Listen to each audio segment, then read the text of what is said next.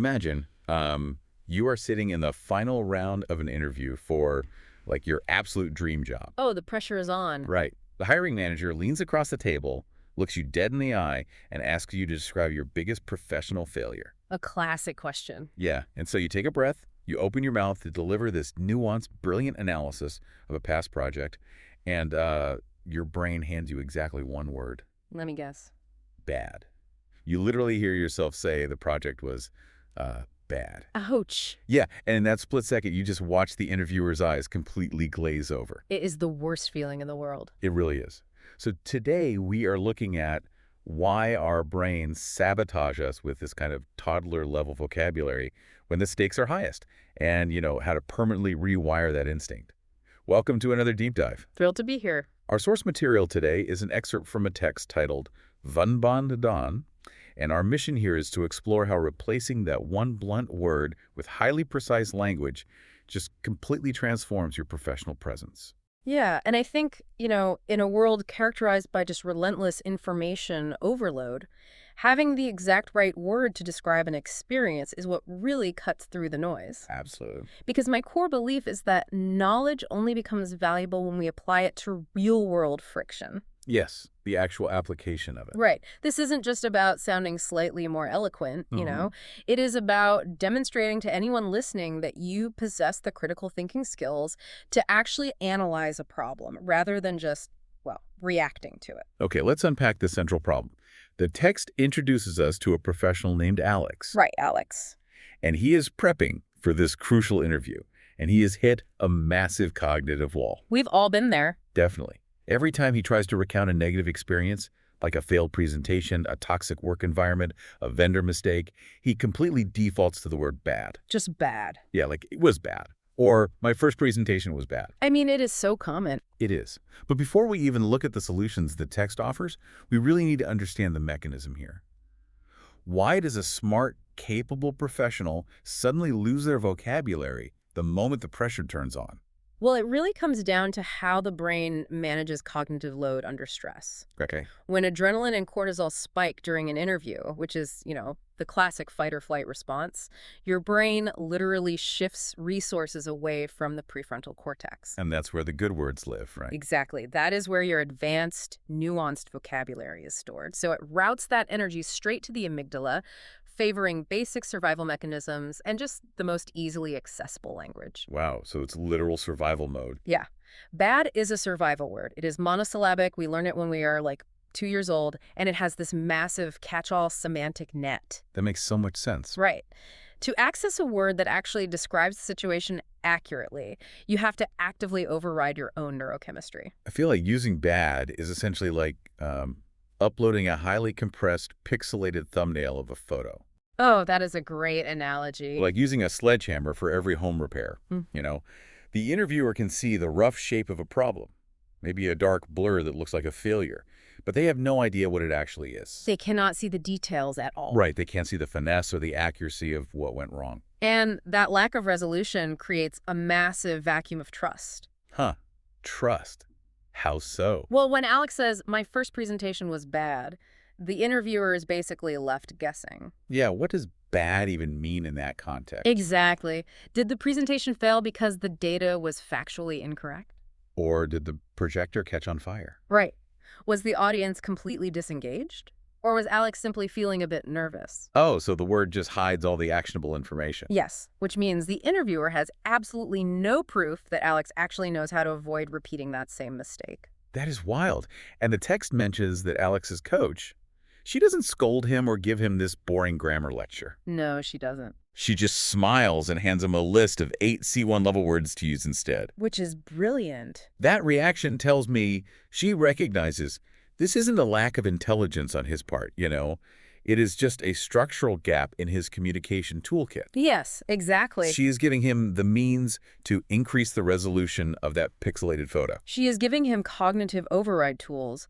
The coach's list forces the speaker to categorize their negative experiences before they even speak. Oh, I see. Because you cannot choose the right word from her list unless you have critically analyzed what actually went wrong. Okay, let's put Alex back in the hot seat with the first set of concepts from the source text. Let's do it. We have poor, substandard, and inadequate. A great group of words. But on the surface, these all just sound like, I don't know, formal synonyms for a negative outcome. They do, yeah. If Alex is sitting there knowing his past presentation failed, how does he functionally choose between these three? What's fascinating here is how these specific words force a root cause analysis in real time. Okay, break that down for me. Let's look at the functional impact. The text connects poor to the concept of disappointment. Disappointment. And disappointment inherently requires a baseline of expectation. You cannot be disappointed unless you hoped for something better. Oh, that is so true. Right. So if Alex chooses to tell the interviewer his presentation was poor, he is signaling, I had a higher standard for myself and I failed to meet it. Wow, so it is a subtle admission of self-awareness. Exactly. It frames the failure around the gap between expectation and reality, Right. rather than just throwing the whole project under the bus. Precisely. Now, take that a step further with the word substandard. Substandard. How is that different? The text ties this directly to objective quality. Standard implies an agreed-upon measurable baseline. Oh, so it's not about feelings anymore. No, not at all. A substandard presentation means the slides were mathematically unreadable, or maybe the research was just factually incorrect. Or it didn't meet the company's formatting guidelines. Exactly. It completely removes the personal emotion of disappointment and focuses entirely on the output's failure to meet a metric. So if poor is about missing an internal expectation and substandard is about failing an objective quality check, then inadequate must operate on an entirely different axis. It really does. The text frames it around being simply not satisfactory, which sounds to me like a failure of utility. That is the exact distinction. Inadequate focuses entirely on the threshold of requirement. Give me an example of that.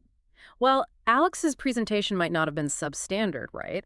The slides could have been beautifully designed, and his speaking voice might have been absolutely flawless. The quality was there. Yes, but if the strategic goal of the presentation was to secure $1 million in funding, and it only secured $500,000, then it was inadequate. Ah, it did not satisfy the specific need of the moment. Precisely. Wow. So by swapping out one vague word, he is doing a live post-mortem of his own failure right in front of the hiring manager. It's incredibly powerful. If he says the presentation was substandard, the interviewer knows he measures quality. If he says it was inadequate, they know he is hyper-focused on the bottom line goal. He is projecting his analytical framework. You aren't just upgrading your vocabulary. You are projecting how you think. And, interviewers generally do not mind that a candidate has experienced a failed project in the past. Really? I feel like everyone tries to hide their failures. Oh, they actually look for it. What they fear is a candidate who doesn't understand why the project failed. Because that person is guaranteed to repeat the mistake. Exactly. Precision is the ultimate proof of understanding. Here's where it gets really interesting, though. The text doesn't stop at objective quality metrics. No, it ramps up. Yeah, as the interview progresses, the questions get harder. What happens when Alex is asked about a negative experience that wasn't just a missed metric, but something that actively caused damage? The stakes get higher. Right. The text offers words with significantly more emotional friction. Awful, hostile, and detrimental. We are moving from things simply being unsatisfactory to things causing active harm.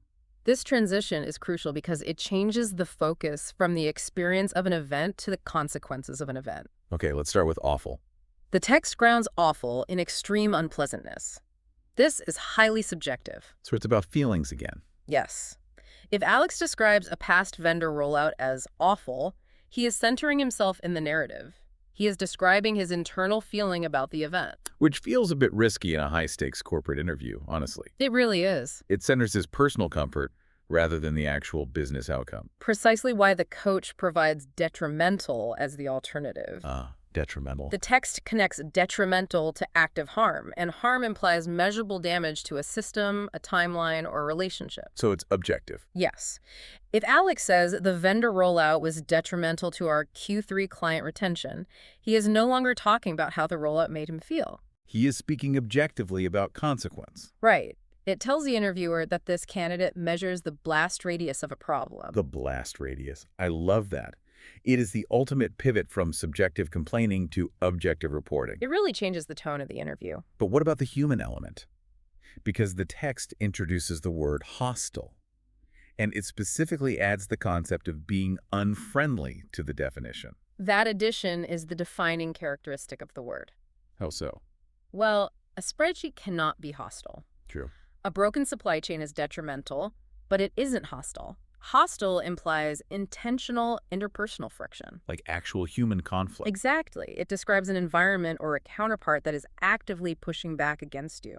So if an interviewer asks Alex about a time he had to overcome a difficult negotiation and he says the room was hostile, he is painting a very specific psychological picture. He really is. He isn't just saying they couldn't agree on a price.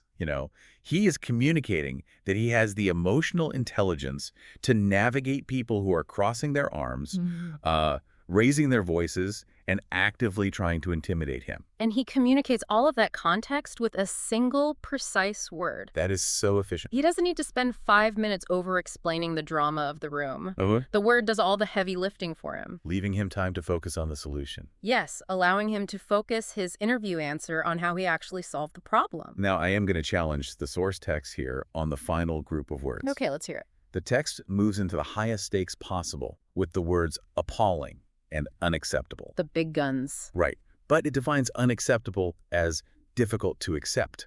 Yeah. That sounds incredibly passive to me. Passive? Really? Yeah, it sounds like someone sitting in a chair, shaking their head, refusing to accept something that already happened.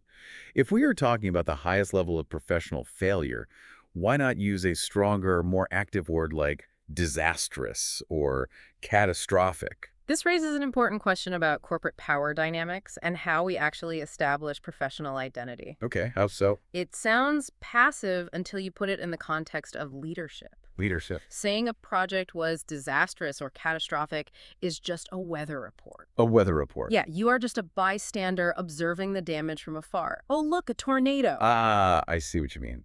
But when you declare that a situation, a behavior, or an outcome is unacceptable, you are not observing the weather. You are enforcing a standard. Oh, wow. It shifts the power back to the speaker. Exact. You aren't the victim of the disaster. You are the gatekeeper of the standard that was broken. And enforcing standards is the very definition of agency. That is the huge mindset shift. You are telling the hiring manager, I have limits, I know exactly where the professional line is drawn, and this event crossed it. It is a boundary-setting word. Yes, Yeah. and that leads directly into the text's inclusion of the word appalling, which introduces a completely different boundary. Morality. Morality. The text ties appalling to something being shocking or morally wrong, which makes total sense because if you catch an employee stealing from the company register, saying that was a bad situation is almost comical. It's absurd. It is such an extreme understatement. It is an understatement because bad completely fails to capture the ethical dimension of the event. Right. A typo in an email is bad. Embezzlement is appalling. Yeah, big difference there. By giving Alex these specific words, the coach is equipping him with a complete diagnostic toolkit. You can navigate anything now. He can navigate a failure of quality, a failure of utility, systemic damage, interpersonal friction, and ethical breaches, all without ever resorting to that cognitive trap of just saying things were bad. So what does this all mean for the listener? That's the real question. The text concludes with a realization from Alex. After implementing this list, his English immediately sounded more precise and professional. Instantly. And the text makes this profound point. It says, advanced English isn't about avoiding simple words. It's about choosing the most accurate one. I love that quote. That completely flips the script on what it means to be a C1 advanced level speaker. It really does, because the biggest misconception in professional communication is that sounding intelligent requires utilizing, the most labyrinthine polysyllabic vocabulary imaginable. Like swallowing a dictionary. Right. That is not proficiency. That is just the thesaurus masquerading as competence. Totally. The text explicitly tells us the goal is accuracy, not complexity. If the situation genuinely requires a simple word, you just use it. Exactly. But when the stakes are high, ambiguity is your absolute enemy. Ambiguity destroys confidence. What makes someone sound like an advanced communicator is their ability to eliminate that ambiguity. To bring things into focus. Yes. When you hear a colleague describe a failing process as detrimental, rather than just complaining that it is bad, you inherently trust that they understand the mechanics of the failure. Trust their judgment. In an interview or a boardroom or a negotiation, that trust is the single most valuable currency you can generate. And precision is the fastest way to build that trust. We started by looking at Alex, trapped in this high-stress interview, watching his vocabulary evaporate and relying on a blunt instrument that just masked his true competence. Sledgehammer. Right. And we saw how swapping that one word for substandard or inadequate forces a live root cause analysis. It proves you understand the problem. We explored how detrimental and hostile shift the narrative from subjective complaining to objective impact. Measuring the blast radius. Yeah. And we uncovered how words like unacceptable aren't just descriptions, but active demonstrations of leadership and boundary setting. The overarching through line of the text is just unmistakable. Precision elevates professionalism. It really does. It transforms you from someone who simply experiences a negative world into an active, analytical professional who actually diagnoses and solves it. Which leaves us with a genuinely fascinating final thought for you to mull over. Oh, I'm curious. We have spent this entire deep dive analyzing how scrapping out a blunt word for a highly accurate one changes how a hiring manager or a colleague perceives you. The external perception, yeah. But consider the internal effect. When something goes wrong in your day, your brain's first instinct is to flood your system with stress and categorize the entire experience as just generically bad. That survival instinct again. Exactly. But if you force yourself to stop, override that instinct and find the precise word, if you ask yourself, wait, is this situation actually detrimental or is it just inadequate? Mhm. How does that change how you internally process the negative experience itself? That is a profound question. Does the rigorous act of finding the exact precise word actually strip away the emotional power of a bad situation by forcing you to master the chaos? Wow. Naming the beast to tame it. Exactly. Something for all of you to explore the next time you feel the urge to let a single word mask a complex reality. Thank you so much for joining us on this deep dive. It's been a pleasure.